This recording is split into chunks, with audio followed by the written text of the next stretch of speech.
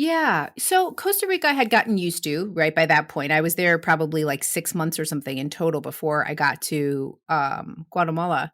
And Costa Rica is completely different. Like you can, if you're young or just you don't know and it's easy for you to stereotype, Central America or Latin America can all be one thing. Like it could be in your mind, Mexico. Like it's really easy to just simplify things that way. And I wasn't doing it consciously, but Costa Rica is a specific type of place. You have people are relatively light skinned. There is no, you don't come across people in indigenous dress. There are still some, indigenous programs, but like you don't come across it on the street. People aren't wearing the indigenous like clothes in Costa Rica.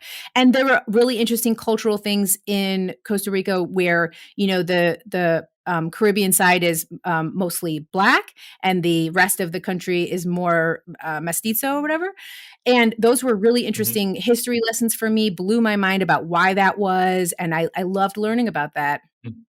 And when I got to Guatemala, I don't know what I was expecting, but whoa, there was a whole separate set of circumstances there. I mean, when I got to first, I went to Tikal to the ruins, the Mayan ruins, and that just was like I didn't know about the Mayans in that way, like seeing all that history and Hmm. understanding the significance of it.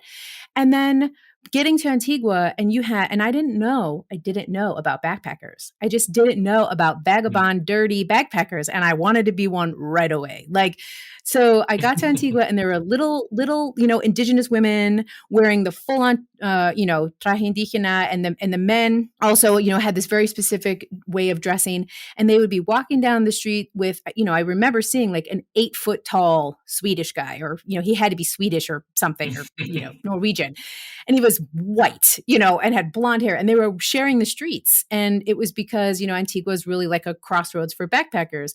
And I was like, whoa, there is a lot more going on here than I realized. And it was a world I wanted to be in. But also in Antigua, you can see there's a volcano right in front of you. It's called Agua. It does not erupt. And then there's a volcano, over to the side of you that is called Fuego, and it's always erupting. And I just had never, I mean, the actual earth felt significant to me there in a way. I mean, obviously Costa Rica has jungle, but that's so different.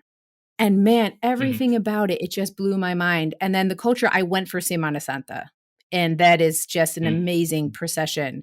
So seeing that as well, I mean, it was just the whole world, I feel like came alive to me at that point. Wow. So it sounds like culturally, I mean, I guess broadly speaking, culturally, it really hit you and it was just grabbed you and you didn't want to leave. No, I mean, I remember learning at that point that in Guatemala they speak 33 languages. And I was like, what do you mean? You Wow. don't just speak Spanish, Right.